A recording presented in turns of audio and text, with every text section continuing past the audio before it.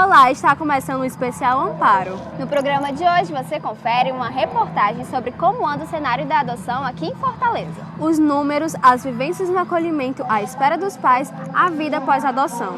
Acompanha com a gente. És um senhor tão bonito quanto a cara do meu filho. Tempo, tempo, tempo, tempo, eu vou te fazer um pedido. Tempo, tempo, tempo, tempo. Em 2017, o Estatuto da Criança e do Adolescente, o ECA, passou por mudanças. As alterações na lei buscam acelerar os processos de adoção. Em agosto de 2019, o Conselho Nacional de Justiça aprovou o Sistema Nacional de Adoção e Acolhimento, que vai substituir o atual Cadastro Nacional de Adoção. Diversos profissionais estão envolvidos na rede da adoção. Juízes, ONGs, voluntários e tantos outros trabalham para garantir a proteção à infância. Adotar é um ato de amor, mas a decisão cheia de afeto passa por provas. A esperança de se encontrar com um filho tão desejado se mistura à angústia da espera. Na verdade, a ansiedade é todo mês. A gente sempre fica na expectativa de que a qualquer momento pode nos ligar, né, para informar que está com aquela criança, já está disponível. Então, a ansiedade é sempre, todo mês a gente fica na expectativa, né, todo dia, de que pode a qualquer momento o telefone tocar e dizer que a criança já está disponível. Parte da nossa família, eu creio que eles estão até mais ansiosos que a própria gente, porque como assim, em volta e meia a gente já está conversando, eles perguntam se a criança vai chegar, vai vir, como é que está, vocês não vão receber? Conselho Tutelar, Ministério Público, Defensoria Pública, Vara da Infância e Juventude. Antes do telefonema, todas essas instâncias participam diretamente da vida da futura família. Para uma criança ser incluída no cadastro, ela precisa ser desvinculada do poder familiar. O Conselho Tutelar atua na ponta desse processo e é o responsável pelo estudo inicial dos casos. O Conselho Tutelar ele faz o atendimento inicial de um caso de negligência na família, de maus tratos, de situação de uma criança que possa estar negligenciada ou em situação de rua, né? Então, todo esse levantamento, o Conselho Tutelar inicialmente faz o atendimento à família e, em seguida, os órgãos, junto com o Ministério Público, vai, sim, encaminhar essa criança que não estiver numa família substituta ou não estiver em nenhum lar, aí o Poder Judiciário vai colocá-la aí numa relação, para ser bem comum dizer, né, prepará-la para uma possível adoção. Após a denúncia do Conselho Tutelar, a criança é levada a uma unidade de acolhimento. Lá, ela receberá apoio de uma equipe do Ministério Público e do Judiciário. Eles decidem se a criança volta ou não ao poder da família biológica. Quando a criança é buscada e apreendida e é colocada numa instituição, normalmente não são os familiares que vão em busca da criança. Às vezes eles vão. Mas normalmente eles não vão, até porque eles não sabem para onde a criança foi. Inicialmente não sabem onde é que a criança está. É o Poder Judiciário que vai até a família, o Poder Judiciário e a instituição de acolhimento que vai até a família para fazer a pesquisa psicossocial. Saber se eles podem receber, saber se desejam. Às vezes nem sempre, às vezes até podem, mas não querem, entende? Até podem ficar com a criança, mas não desejam. No período em que passa a acolhida, a criança deve seguir uma rotina normal na escola, com atividades de lazer. Por isso, a instituição precisa apresentar as mínimas condições de um lar. A criança, ao chegar à casa do menor, ela é recebida com uma festinha, né? Para que ela possa, na verdade, já sentir um ambiente seja bem agradável. Essas crianças, ela tem uma rotina super normais, né? Como crianças... Aqui nós estamos aqui para garantir o direito deles, então assim, eles têm direito à saúde, eles têm direito a lazer, eles têm direito à educação. E aí eles logo são matriculados, né? E aí estudam em colégios perto aqui do bairro do Castelão, bem ao redor, e a gente faz com que eles possam se sentir realmente na sua casa, né? O Ministério Público ele fiscaliza essas instituições de acolhimento para saber se aquelas crianças que estão acolhidas estão com as condições mínimas respeitadas, se aquele acolhimento ele está dentro das regras legais. Por quê? Porque a criança acolhida, o acolhimento ele tem que ter duas características. Ele é excepcional e ele é temporário. Então a criança ela vai sair do acolhimento por dois motivos. Um, porque ela vai voltar para casa, ou para sua família de origem, ou para a família extensa, ou ela vai ser disponibilizada e vai ser adotada. Junto aos órgãos públicos, outros grupos de apoio à adoção também ajudam no processo de desenvolvimento da criança dentro das instituições e atuam como orientadores para os pretendentes. Como é o caso da Acalanto, que desde 2013 trabalha nisso. Os grupos de apoio à adoção com o fórum. E agora a gente faz trabalhos em parceria. Então a gente introduz muito desse olhar de quem... Porque assim, a justiça ela tem um olhar que tem que ser macro, né? Ela não toma decisões. E nós, de grupo de adoção, a gente consegue e precisa ter esse olhar mais local, mas a criança que está sofrendo. Então, essa parceria ajuda a ambos. A gente sugere ações para que haja um atendimento no macro, mas a gente também denuncia ou divulga ou faz tomar conhecimento no fórum situações menores que precisam ser atendidas. E que no grande trabalho que eles realizam, eles não conseguem ter esse olhar, né? Após ser destituída da família biológica, a criança é inserida no Sistema Nacional de Adoção. E a partir desse momento, os pretendentes são vinculados no sistema ao perfil que essa criança se encaixa e serão direcionados para conhecê-las. Em outubro deste ano, a Terceira Vara da Infância e Juventude, responsável pelos processos de adoção em Fortaleza, aderiu às mudanças instituídas na lei, que modificam a vinculação de crianças e pretendentes. Antes Cadastro Nacional de Adoção, o portal online passou por uma integração e atualmente é Sistema Nacional de Adoção. As mudanças prometem mais transparência no processo. Antes, o cadastro era meio estático, no sentido de que só quem podia mover o cadastro, só quem podia operar, inserir dados, eram os servidores. Agora, a primeira grande mudança que eu acho é que os pretendentes podem inserir dados no cadastro, atualizar os seus dados.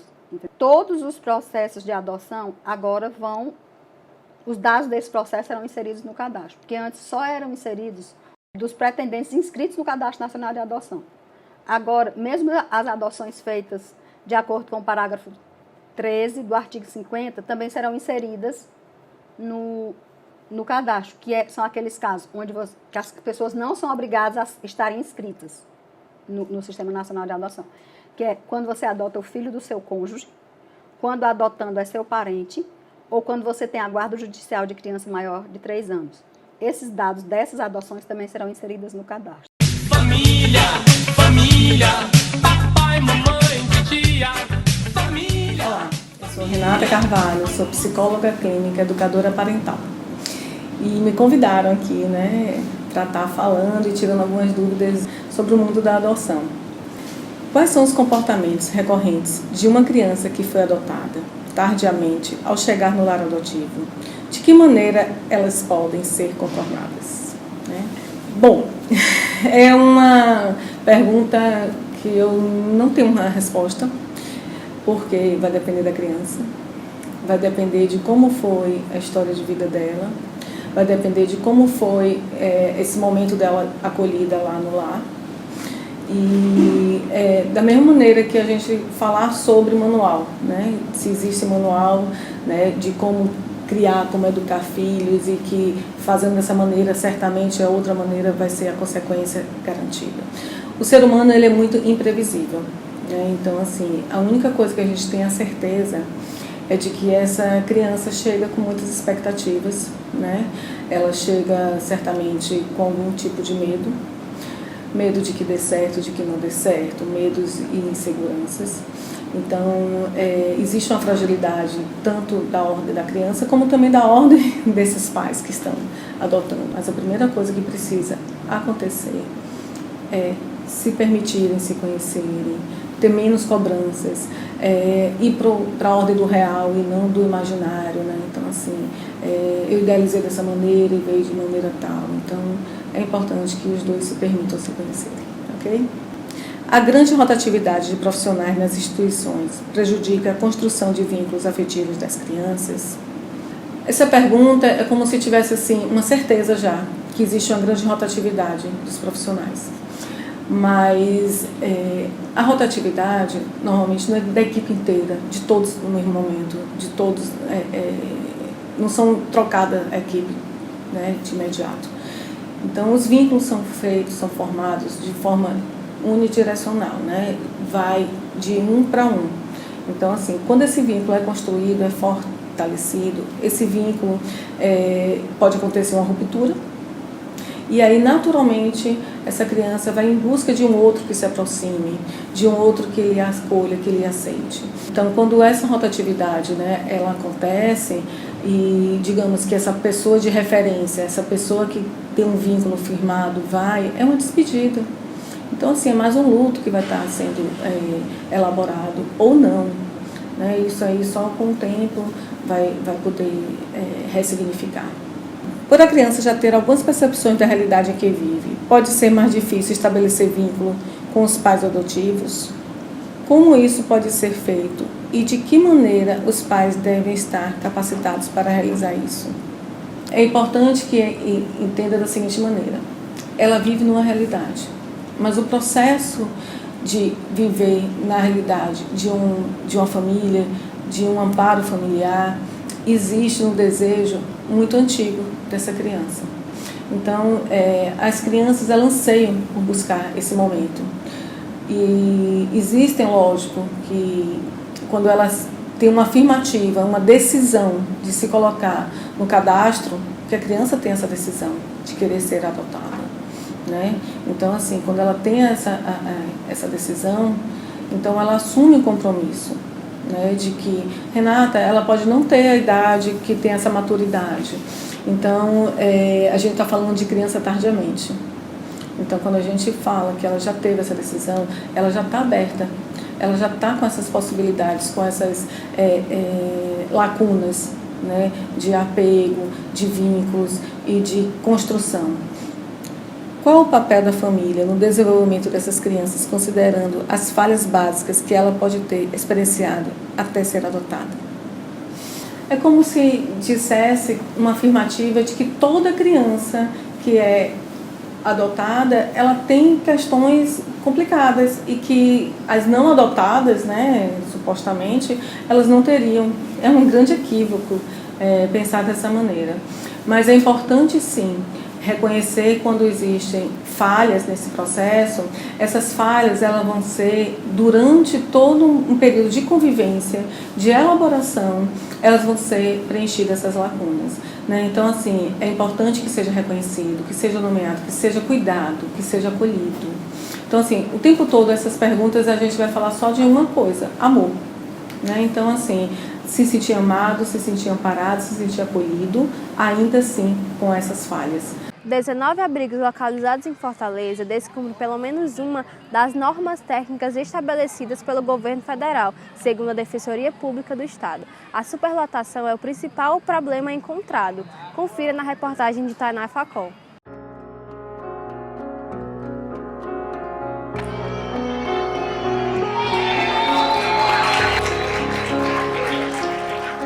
E foi assim, em clima de festa, que Hope foi recebida na nova família.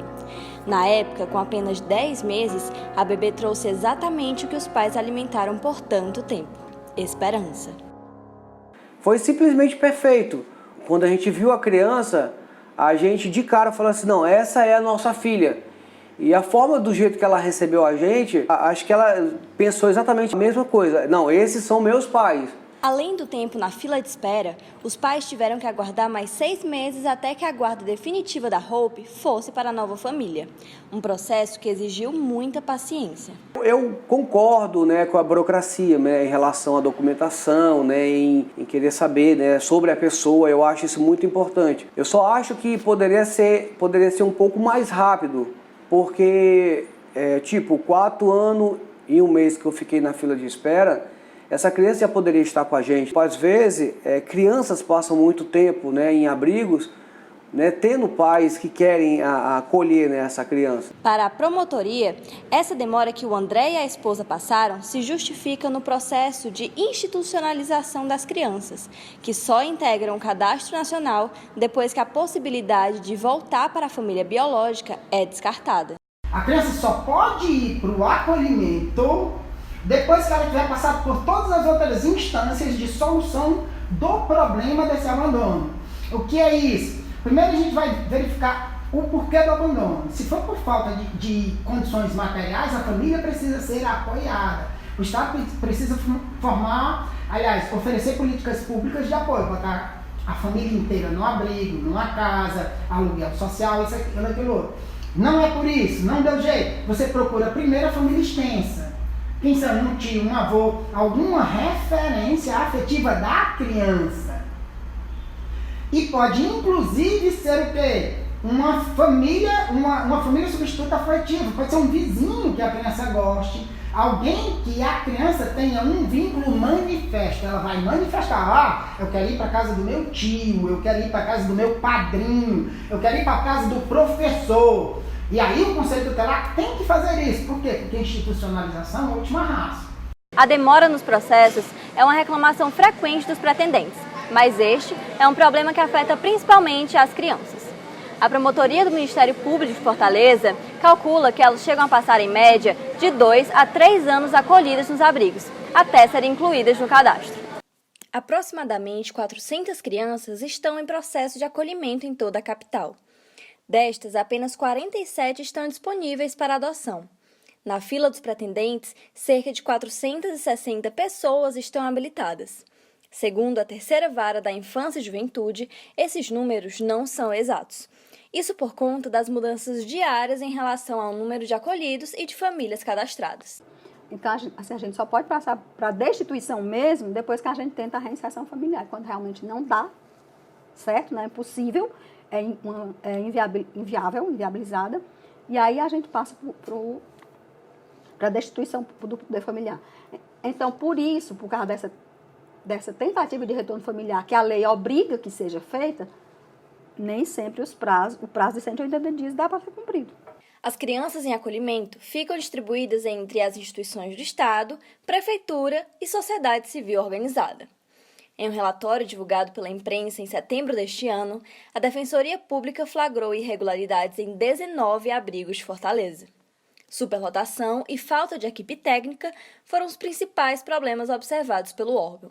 Problemas de estrutura também são preocupantes nos abrigos. A Casa de Acolhimento Casa Abrigo, que é gerida pelo Estado, precisou ser realocada para outras residências, depois que o muro da instituição caiu no início do ano. Isso mudou a rotina das crianças, que precisaram ser remanejadas para outros abrigos. Tinha necessidade de fazer grandes reparos, né? E o Estado achou melhor, no caso a Secretaria, a SPS, para proteger as crianças, achou por bem tirar lá do local.